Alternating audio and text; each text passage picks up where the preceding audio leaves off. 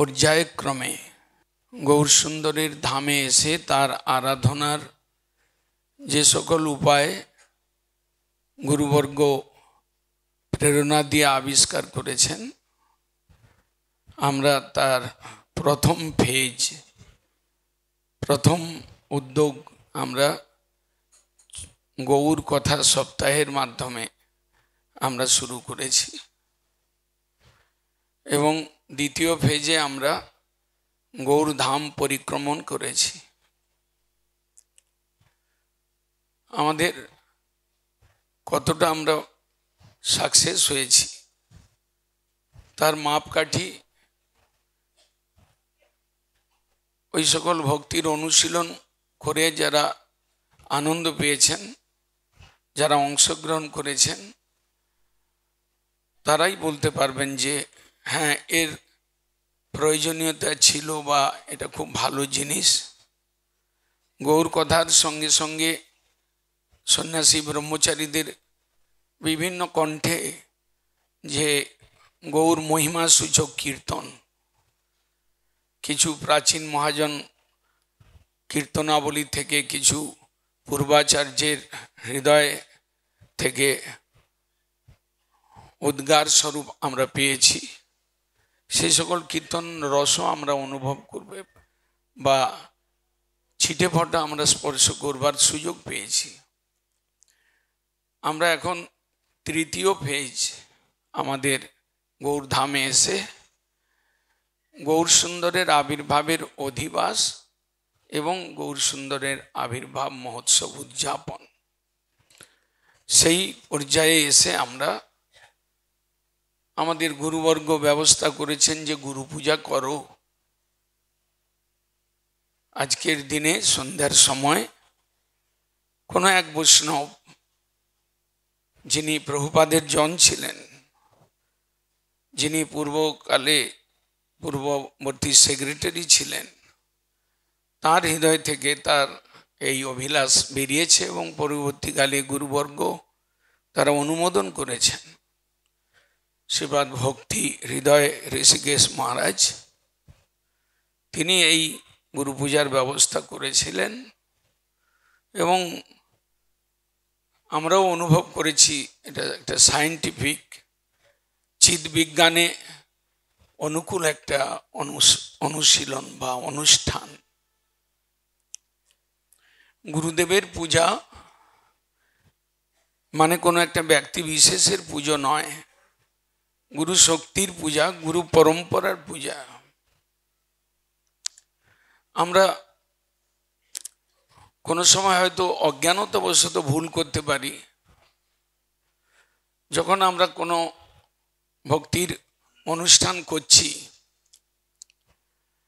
ভগবান খুশি হচ্ছেন কি গুরুদেব খুশি হচ্ছেন বা গুরুদেবের কৃপা আমাদের উপর, গুরুবর্গের কৃপা বর্ষিত হচ্ছে, তার প্রমাণ কি? তার প্রমাণ যখন আমরা অনুকূল রেজাল্ট পাই, যখন আমরা ভেতরে আনন্দ পাই ওই অনুষ্ঠানটা করে, যখন সকলের মধ্যে একটা উল্লাস দেখা যায়, সকলকে অংশগ্রহণ করতে দেখা যায়।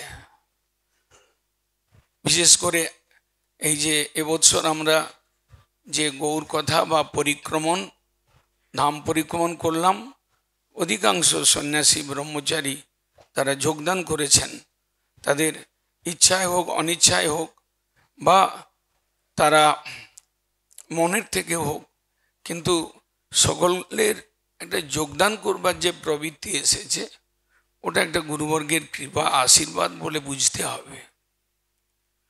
আমাদের প্রয়াস যখন সাকসেস হয়, আমাদের প্রয়াস যখন আমাদের মনে আঁচ ফেলে, আমাদের প্রয়াসের দ্বারা আমরা যখন ভেতর থেকে ভজনীয় সুখ ছিটে ফোঁটা অনুভব করি, তখন বুঝতে হবে যে আমাদের সঙ্গে গুরুবর্গের কৃপা রয়েছে।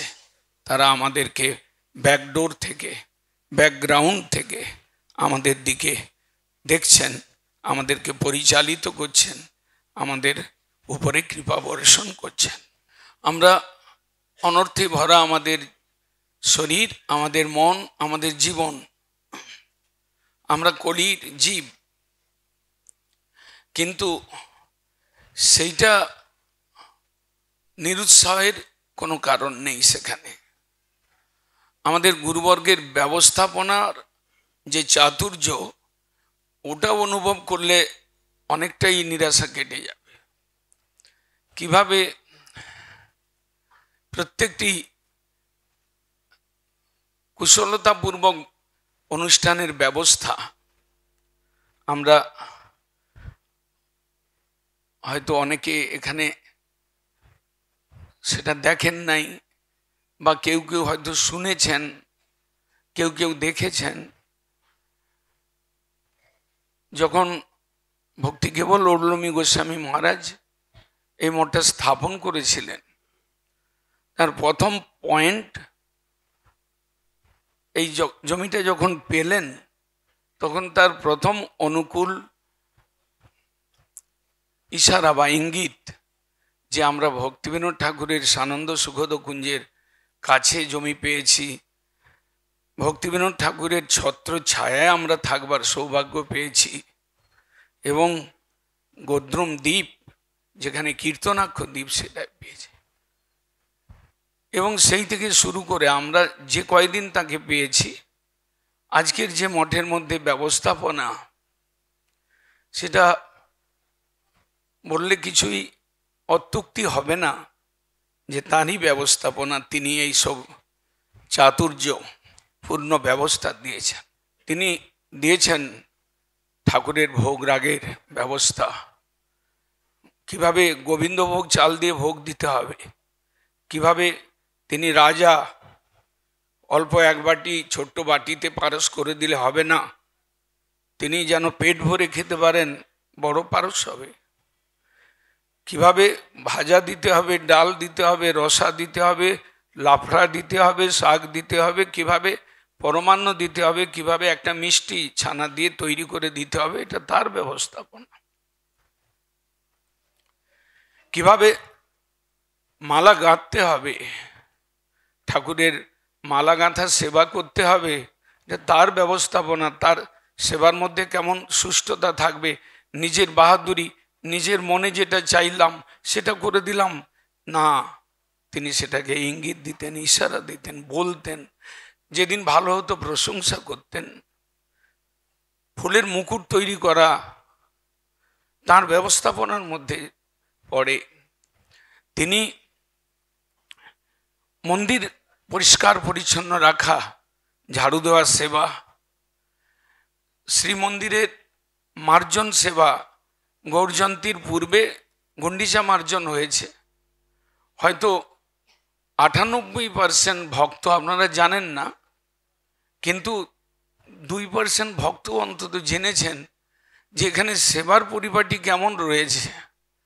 মন্দিরের প্রত্যেকটি সিংহাসনের ছাদ, উপর নিচে, একদম ঝুল থেকে, বারান্দা থেকে, সার্ফ দিয়ে নিচে মোছার থেকে, প্রত্যেকটি মন্দির, নাট্য মন্দিরের প্রত্যেকটি ফটোর পেছনে ধুলা রয়েছে কিনা, আজও যে এখানে পরিষ্কার করবার যে বাহার বা ব্যবস্থাপনা, সেটা সর্বোত্তম। এবং গুরু মহারাজকে কেউ শেখান নাই, বা তিনি শেখবার তো তার প্রয়োজন নেই। তিনি তো মহাজন মহাপুরুষ, আমাদের কৌশল দান করে আমাদেরকে কৃপা করেছেন। গুন্ডিচা মার্জন তো রথযাত্রা কালে হয়, রথের আগের দিন হয়। যে তার ব্যবস্থাপনায় যে না, যে কোনো বড় উৎসব, জন্মোৎসব, তার পূর্বে গুন্ডিচা মার্জন করতে হবে। এবং আমি দেখেছি, কয়েক বছর থেকেছি, এবং প্র্যাকটিক্যালি বেশ কয়েক বছর ইনভলভ হয়ে দেখেছি। এটার একটা চিৎ বিজ্ঞানের বিজ্ঞানীগণ, তাদের যে এটা একটা প্রসেস, যেটা আমরা বলছি যে হৃদয়ে ভগবানকে আবির্ভূত করানো কঠিন, কিন্তু সহজ করবার যে প্রসেস দিয়ে গেছেন আজকে, তাই বৈষ্ণবরা মাইকে বলতেই থাকেন, মহিলা ভক্তগণ ঝাড়ু দিন, এসে যান, সময় চলে যাচ্ছে, গুরুদেবও বলতে থাকেন। এই যে একটা কি বিরাট জিনিস, হৃদয়ের অন্ধকারকে, হৃদয়ের নোংরাকে, হৃদয়ের অনর্থকে দূর করবার এত সহজ প্রসেস। বৈজ্ঞানিক প্রসেস, অথচ এত সহজ ইজি প্রসেস গুরুবর্গ আমাদের দিয়ে গেছেন। আজকে গদ্রুম মঠের কীর্তন ব্যবস্থা আজও সর্বোত্তম। বৈঠকি কীর্তন থেকে শুরু করে প্রত্যেকটি কীর্তন এবং বিভিন্ন ধরনের কীর্তন, রুচিসম্পন্ন কীর্তন, গৌরসুন্দরের সুখবিধানের দিকে দৃষ্টি রেখে কীর্তন, আজও সে সকল ব্যবস্থা হয়তো ভাগ্যবান আমাদের মধ্যে যারা সাধক রয়েছেন তারা অনুভব করেন। এই যে একটা বিরাট ব্যবস্থা, কিভাবে ঠাকুরের কাছে সিধা যাবে, কিভাবে ধূপ কাঠি যাবে, কিভাবে প্রণামী যাবে, কিভাবে সেখানে গিয়ে আরতি করে তার নিরাজন করে সুখ দেওয়া হবে, এটা আমাদের গুরুবর্গের ব্যবস্থা, তার ব্যবস্থা। আমরা যতই অজ্ঞানতাবশত হুড়ুহুড়ু করে আমরা সামনে ঝাঁপিয়ে পড়ি না কেন, কিন্তু হরির সুখবিধান, সন্তোষ বিধানের যাবতীয় প্রসেস আজকে যে গৌড়ীয় মিশনে বৃহৎ রূপে হোক, মাঝারিভাবে হোক বা স্বল্পাকারে হোক বেঁচে রয়েছে, এটা আমাদের ভাগ্য, এটা আমাদের গুরুবর্গের আমাদের আশীর্বাদ, আমাদের উপরে কৃপা। এখানে যে প্রসাদ পাওয়ার ব্যবস্থা, যাত্রীদের থাকার ব্যবস্থা, চালাঘরে আমরাই ছোটবেলায় দেখেছি মাঠে গোবর লেপ দিয়ে সেখানেই খেতে হতো, প্রসাদ পেতে হতো। এই যে অফিস খুলে প্রত্যেক ভক্তের কাছে কিছু নির্ধারণ করা, তোমরা ধামে এসেছো, কয়দিন থাকবে, এই একটা মিনিমাম রেট রয়েছে, এটা দিয়ে তোমরা টিকিট করো, এটা গুরু মহারাজের ব্যবস্থা। আজকে হয়তো অনেক বিকৃত রূপ ধারণ করেছে। আজকে ভক্তদের মধ্যে অনেকের হৃদয় কঠিন হয়েছে, তাদের অপরাধ বেড়েছে, তারা অনেকে এটার আদর করেন না, সম্মান করেন না, বা অনেকে ফাঁকি দেওয়ার চেষ্টা করেন, এটা আমরা দেখি বুঝি, কিন্তু আমরা কঠোর হতে পারি নাই। কিন্তু এইসব ব্যবস্থাপনা আমরা আমাদের গুরুবর্গ দিয়ে গেছেন। তোমরা এসেছ ধাম সেবার জন্য, কিছু দাও। যখন দীক্ষা হতো গুরু মহারাজের সময়, হরিনাম হতো, সকল শিষ্যদেরকে বলতেন তোমরা মাসে মাসে কিছু ধাম সেবা করবে। আজকে সেই কথাটাই ঘুরিয়ে বলা হয়, কিন্তু 1000 ভক্তের মধ্যে একজন সেটা গ্রহণ করতে পারেন, 999 জন গ্রহণ করতে পারেন না। তারা জানেন হুড়মার করে হরিনাম শুধু গুরুদেবের হাত থেকে পেলেই হলো, আমাদের জীবন সার্থক হয়ে গেল, আমরা বিরাট উপকৃত হয়ে গেলাম। এগুলো সব কিছু ভুলের মধ্যে চলে যাচ্ছে, নেগেটিভের মধ্যে চলে যাচ্ছে। আজকে আমরা যে পরিক্রমা করলাম বা উৎসব করছি, তার মধ্যে অনুকূলতা, অনেক অনুকূলতা এসেছে। এই যেমন সিধা মন্দিরে মন্দিরে নিয়ে যাওয়া হচ্ছে। ভক্তরা অনেকে আছে আমি জানি যে গরিব, তারা সিধার জন্য 500 টাকা, 1000 টাকা, কেউ বা পুরো সিধার জন্য 2500 টাকা আশ্রম মহারাজের কাছে দিচ্ছেন। এটা দুই তিন বছর হলো এটা একটা হয়েছে।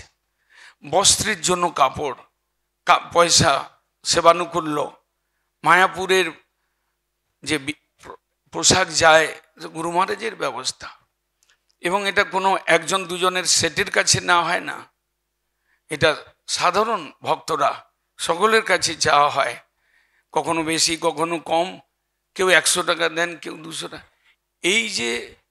এই যে আমি গৌরধামে এসে কোথায় জন্মভিটায় আমার 100 টাকার কিছু বেগুন কিনে ওখানে পৌঁছলো এবং মহাপ্রভুর জন্মভিটায় ভোগ লাগলো, এটা কি কম ভাগ্যের কথা? এটা কি গুরুবর্গের চাতুর্যের পরসীমা নয়? আমাদেরকে বারবার বলেন যে এই পায়ে হেঁটে চলো, পরিক্রমাটা পায়ে হেঁটে করতে হয়, কীর্তন করতে করতে চলো। এই যে একটা প্রসেশন, তার মধ্যে 3টা কীর্তন পার্টির ব্যবস্থা, এটা গুরু মহারাজের ব্যবস্থা। আমাদের স্বভাব, সামনের দিকে কীর্তন আমরা হাঁটতে পারছি না, পিছনের দিকে আমরা গল্প করতে করতে যাই। আর এখন তো আমাদের সঙ্গে সাথী রয়েছে, সর্বশ্রেষ্ঠ সাথী মোবাইল, তো আমাদের গল্প করার কোনো অসুবিধা নেই। কিন্তু গুরুবর্গের ব্যবস্থা যে 3টা পার্টি থাকে, তুমি কতটা পিছিয়ে যাবে, 2 নম্বরের কাছে যাও, তুমি যদি আরও পিছাও 3 নম্বরের কাছে যাও, এইরকম করে কানে কীর্তন শোনানো, মুখে কীর্তন করবার যে চান্স দেওয়া, এই সকল কৌশল এ অভূতপূর্ব। এবং এর যে এই কৌশলের যে পরিপাটি, এটা চিৎবিজ্ঞানী মহাজনের দ্বারাই সম্ভব। এটা কোনো গুড অ্যাডমিনিস্ট্রেটরের দ্বারা সম্ভব নয়, বা কারো যোগ্যতার বড়াই দিয়ে এটা করা সম্ভব নয়। আমি দেখছি যে এখনই একজন কেউ বলছিলেন, আমাদের গুরুদেব গোস্বামী, গুরু গোস্বামী ঠাকুর ইনি নিত্যসিদ্ধ পার্ষদ। হয়তোবা বাড়িয়ে বলে দিচ্ছেন, হয়তোবা মুখে কেউ বলাচ্ছেন, কিন্তু আমি কিন্তু কোনো নিত্যসিদ্ধ পার্ষদের মধ্যে পড়ি না। এটা আপনাদের কাছে ক্লিয়ার করে বলে দিতে চাই। আমি যেটা সত্য, আমি সেই পার্ষদগণের অনুগমন করেছি, তাতে গুড রেজাল্ট পেয়েছি, তার জন্য আমি গুরু আসনে আমাকে বসিয়ে দেওয়া হয়েছে আপনাদেরকে গাইড করবার জন্য। অনেকের মনের মধ্যে আছে যে আমার গুরুদেব তো খুব ভালো ছিলেন, আমার গুরুদেব মহান, ইনি কেবল ঘুমান, এরকমও স্লোগান দেখা গেছে। কিন্তু তারা কোথাও ভুল করছেন। গুরুদেব যখন নিত্যলীলায় চলে যান, তখন একটা ইট, পাথরের টুকরা বা কাঠের পুতুল, কারো মধ্যে সেই শক্তিটা কারো মধ্য দিয়ে আপনি পেতে পারবেন, আপনি আকাশ থেকে উড়িয়ে আনতে পারবেন না। আপনি যতই সাক্ষাৎ সমাধি মন্দির হোক, আর যতই গুরুদেব আপনাকে প্রচুর স্নেহ করে থাকুক, বা যতই গুরুদেবের বাণী আপনার হৃদয়ে গেঁথে যাক, কিন্তু একটা দরজা একটাই।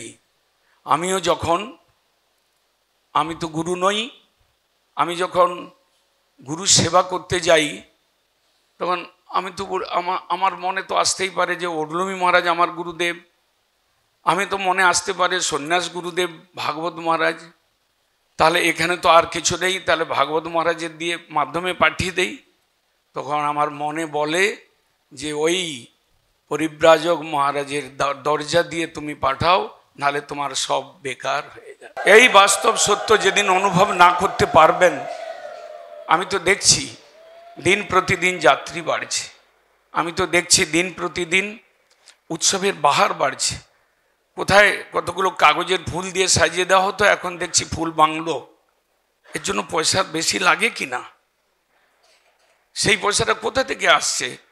এই সকল আমাদের সঙ্গে যারা পরিক্রমা করতে এসছেন, গ্রামগঞ্জ থেকে এসছেন, যারা মায়ার বন্ধনকে কয়েকদিনের জন্য তুচ্ছ করে এসছেন, তাদের কাছ থেকেই তো আসছে।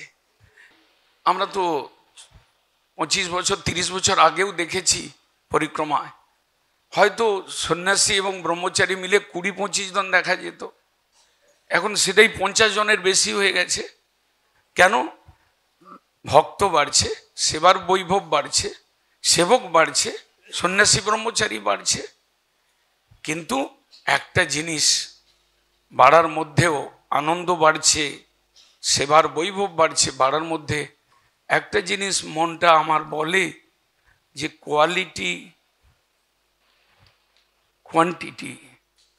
কোয়ান্টিটি যদি বাড়ে আর কোয়ালিটি যদি কমে, সেটা কিন্তু একটা কলির প্রভাব বলতে হবে।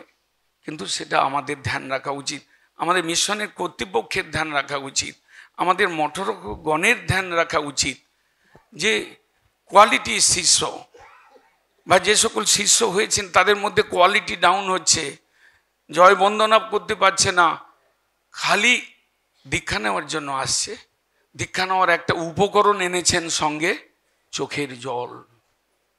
গুরুদেবের চরণে গিয়ে কেউ শিখিয়ে দিচ্ছেন যে চরণে পড়ে যাও, চোখের জল দাও, ওনারা দয়ালু, উনি কৃপালু বলে জয় বন্দনা করবেন না। যদি আপনি তিলক মন্ত্র না করেন, দেহ শুদ্ধি নয়, তাহলে আপনার হরিনাম শুদ্ধ হবে না। যদি আপনি জয়ের ধ্বনি স্পষ্ট করে দুবার না দেন, জিহ্বা শুদ্ধ হবে না, আপনার হরিনাম শুদ্ধ আসবে না। যদি আপনি গুরুবর্গের বন্দনা সংস্কৃত না পারেন, বাংলায়ও যদি না পড়েন, তাহলে গুরুবর্গের কৃপা পাবেন না। কারণ এই মায়ার সংসার থেকে উত্তীর্ণ হতে গেলে গুরুবর্গের কৃপা ব্যতীত আপনি এক পাও চলতে পারবেন না। যদি আপনি দশবিধ অপরাধ সম্বন্ধে না জানেন বা সচেতন না হন, তাহলে আপনি নামাপরাধ করবেন, শুদ্ধ নাম হবে না। এই জিনিসগুলো ব্রহ্মচারী হোক, মঠরক্ষক হোক, সন্ন্যাসীগণ হোক, তারা যেদিন যে কোনো জীবকে আকর্ষণ করে নিয়ে বুঝিয়ে হরিনাম দেওয়াচ্ছেন, তারা যেদিন সচেতন হয়ে এটার একটা শিক্ষা দেওয়ার শুরু না করবেন, মিশনের ভক্তের কোয়ালিটিটা কমে যাবে, কোয়ান্টিটি বাড়বে। কোয়ান্টিটি বাড়ছেই আপনাদের কাছে, সংখ্যায় বেড়ে যাচ্ছি আমরা, কিন্তু আজকে কোনো খুব কম, যদি 4000 ভক্তের মধ্যে 4 জনকে ভালোভাবে নিয়ম করে ঝাড়ু দিতে দেখি, সেটা খুব একটা সন্তোষের কারণ নয়। যদি 40 জনকে দেখি যে মন্দির ঝড়াঝড় সাফ করে দিচ্ছেন, সেটা একটা সন্তোষের কথা। যদি পরিবেশন করতে যাচ্ছেন, যুবক ছেলে ফাঁকি দিয়ে মহারাজরা নেই পাতা নিয়ে বসে যাচ্ছেন, যদি কেউ বলে তখন উঠে পরিবেশন করতে যাচ্ছেন। যদি আমাদের কাছে 200 যুবক ছেলে, যুবক দীক্ষিত ভক্ত আসে, তাহলে তাদের মধ্যে 50 জন যদি আমরা না পাই, সেটা কোয়ালিটির দিক দিয়ে আমাদের খারাপ। অনেক কথা বলে ফেললাম, সকল ক্ষমা করবেন, বাঞ্ছা করবেন।